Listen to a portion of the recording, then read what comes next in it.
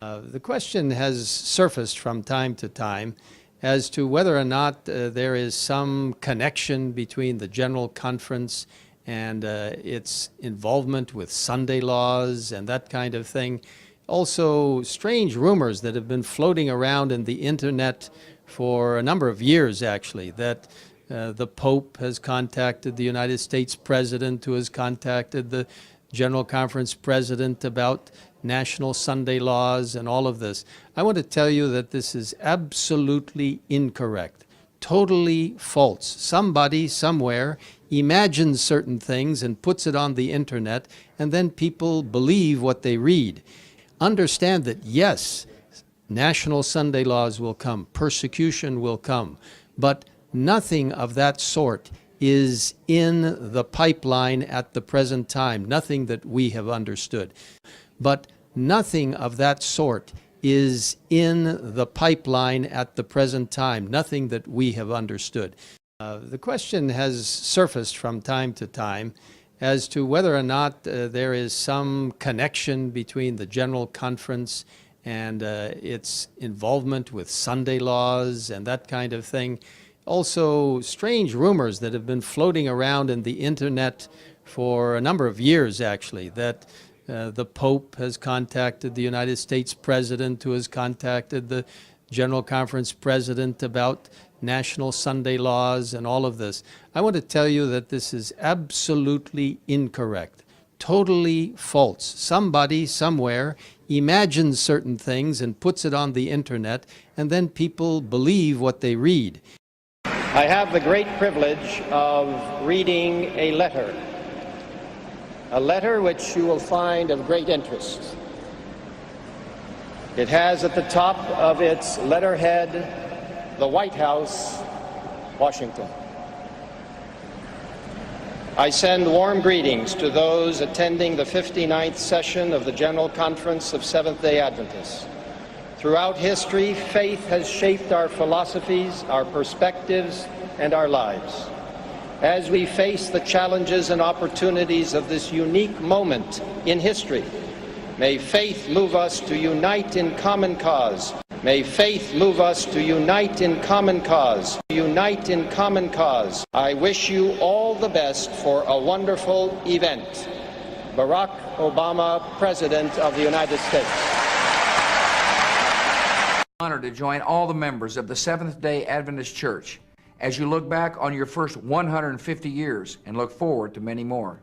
From its beginnings, America has recognized the contribution of faith. We do not impose any one religion. Instead, we welcome all religions. We do not prescribe any prayer. We welcome all prayers. We respect every creed.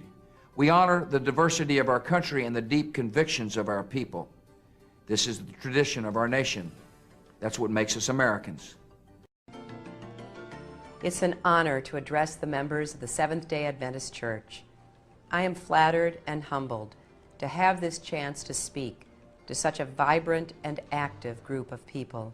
Our religious freedom is a cornerstone of this great nation, and I personally appreciate the work of the Seventh-day Adventist Church in promoting religious freedom, not just here, but around the world. I am particularly proud to join you in supporting the Workplace Religious Freedom Act. With faith and strong families and the freedom to allow faith to prosper, our people and our nation will be ready to embrace the future. We'll be ready to embrace the future. And what future is that, friends? Why do these leaders speak favourably about the current Seventh-day Adventist Church? It is because our church leaders have turned their backs on the commission that God gave us in the days of our pioneers. The reason that the Seventh-day Adventist Church is not persecuted today, and instead is spoken of favourably, is because our leaders have rejected the three angels' messages and entered into ecumenical relationships with not only the leaders of the world, but with Babylon itself, the fallen churches. SDA leaders are actively uniting with the papacy, the first beast of Revelation 13. They are actively uniting with America, the second beast of Revelation 13. They are actively uniting with the kings of the earth of Revelation 17.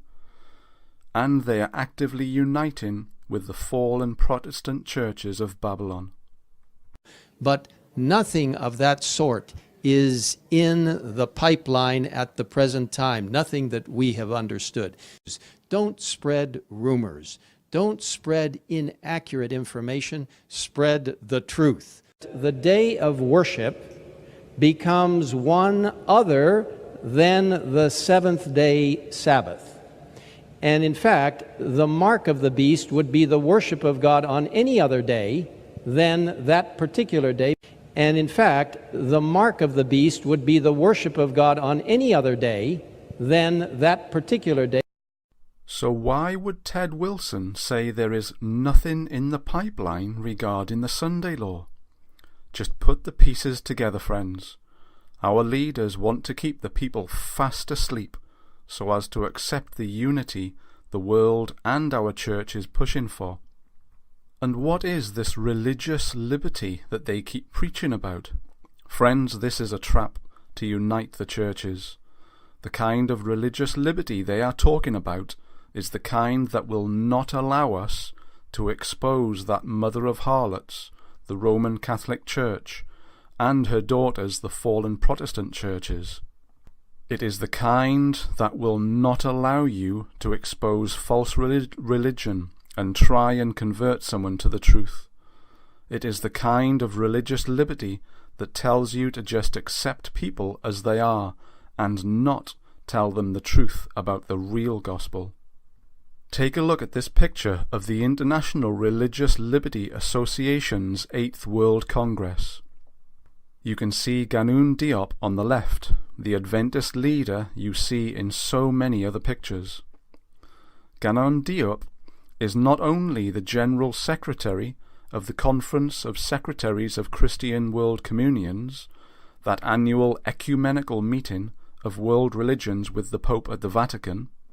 He is also the current chairman of the International Religious Liberty Association, an association led by a wide mixture of people, from American statesmen to lawyers, professors, and leaders of various ecumenical groups.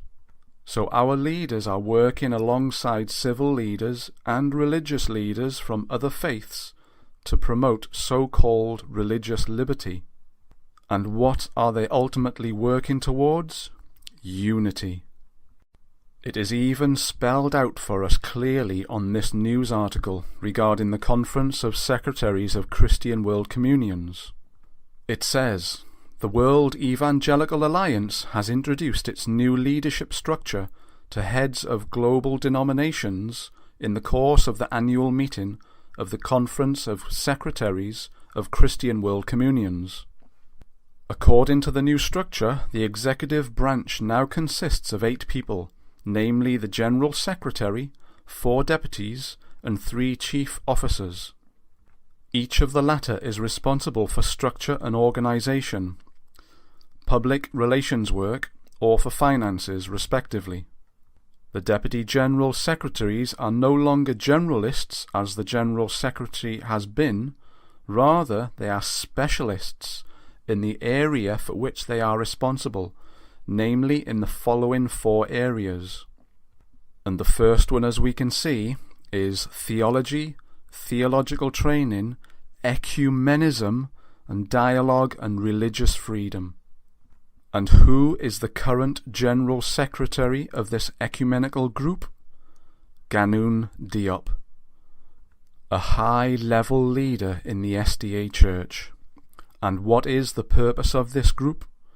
Promoting Christian unity with the papacy. Great deception is in our midst, friends. Our church leaders have rejected the 3 angels' messages, and destruction is coming to the corporate-led Adventist church, as well as all the fallen churches of Babylon. And we need to be wide awake and studying God's Word for ourselves.